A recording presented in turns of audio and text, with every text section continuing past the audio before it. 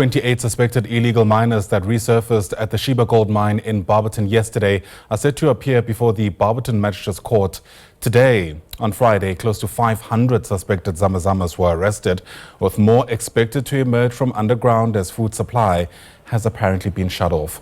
Watching that story for us is SABC News reporter Nonhlanhla Jele, who joins us now live from Barberton. And Nonhlanhla, we spent some days now watching the situation as it's unfolded there.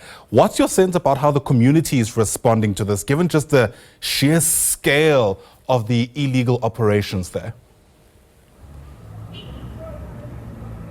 Good morning to you, Ayanda, and to the viewers at home. Indeed, as you put it, it's actually 24 illegal miners that are expected to appear here. Remember, these ones are the ones that were arrested on Monday. The 28 is the one that were arrested yesterday morning. Actually, the number is now at 30 because later on in the afternoon, 2 more miners resurfaced. One was badly injured and was taken off by an ambulance. Of course, the community came to Sheba Mine yesterday and spoke to us and gave us some of their dissatisfaction with the mine, saying the reason there is that so much illegal mining happening in that area is because that mine in particular is not hiring the locals. One guy in particular that we spoke to says that he started illegally mining at the age of 13. Why? Because his parents were not employed by that said mine. So he also went into illegal mining to try and put food on the table, or assist his parents rather. So of course the community, even last time when we were here in court on Monday, we saw community members coming out demanding that these illegal immigrants, these illegal miners that are appearing in court or appeared in court on Monday be released, saying that some of them are their brothers,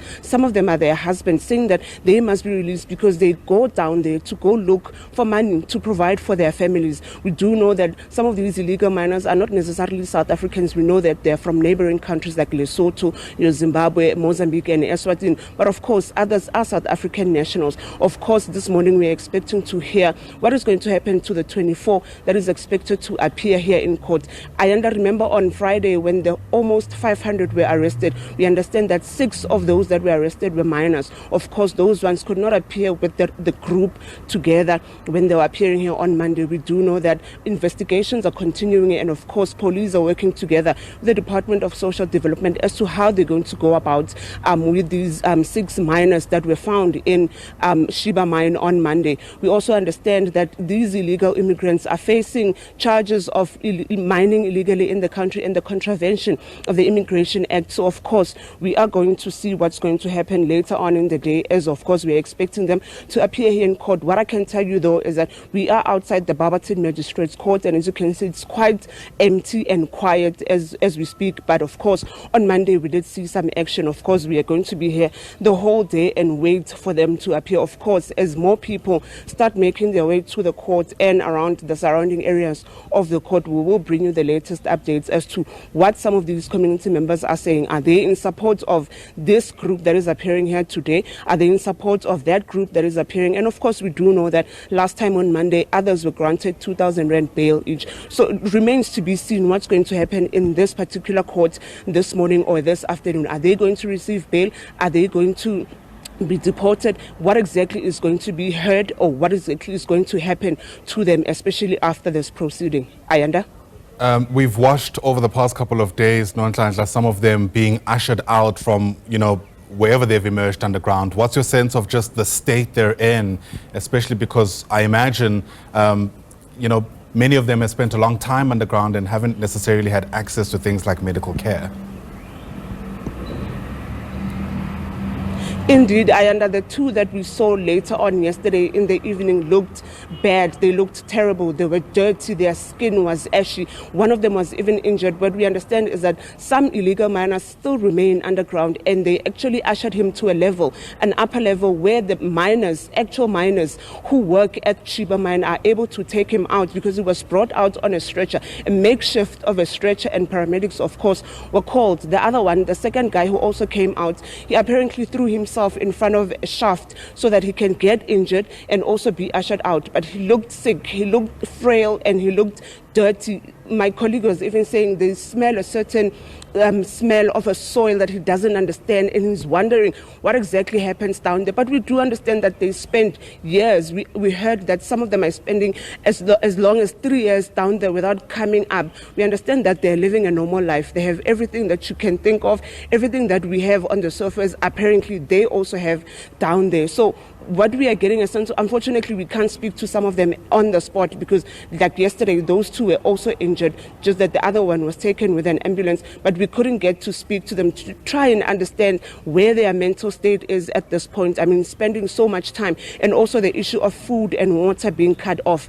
You can imagine if you spent the whole week without getting food, spent the whole week without getting any water. Now they're coming out, and also Ayanda, the reason why they came out in such large numbers on Friday is because of that the mine actually went and closed all the gaps that they know or were alerted about, that this is where they are using to gain entry into the mine. So that's why they had to come out in such a large number. We do understand, and we learned this yesterday, that the mine actually conducts these inspections regularly on their shafts, just checking around who is where and what is happening around. So what happened on Friday, they had to call the police as a backup because of the large number that they were bringing out.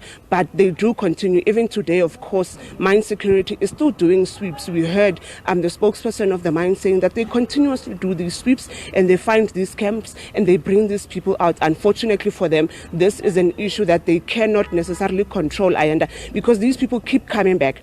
They close one hole, they go open another hole, and they continue with their illegal mining. Of course, some locals in the Sheba community close to the mine are also assisting. We do know that some of these people are arrested with gold-bearing material, with resources that are actually used by the mine, but they have in their own homes where they use, to change this gold and all of that, whatever they find in the mine, and of course resell. But Ayanda, of course, their state is not good. Their clothes are torn, they are dirty, they look hungry, they look sick, they look frail, they don't look pleasing at all, and they look weak even when they walk. The other one was using a broom as a form of support just to get to the gate so that he can be escorted out, what we saw yesterday. So their state, Ayanda, is of course not that great.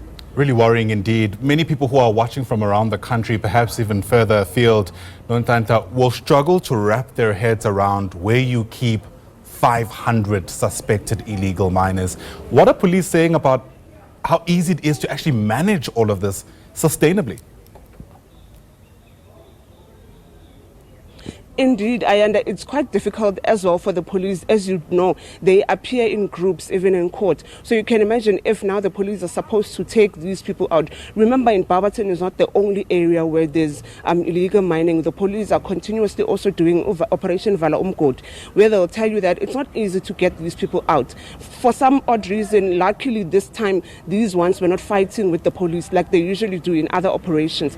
The police did say to us that the reason they don't even call the media most times when they do Vala Umgodi, going to these illegal operations of the mines, is because the miners themselves, these illegal miners, retaliate and they fight back. So you can imagine having to escort out so many people, almost 500 people from one area, taking them out and putting them in different vans and then taking them to holding cells until they come to court on Monday, like we saw on Monday, them coming in groups. So of course the police have their work cut out. But also important is that the police did mention to us that their operation at that mine has come to an end.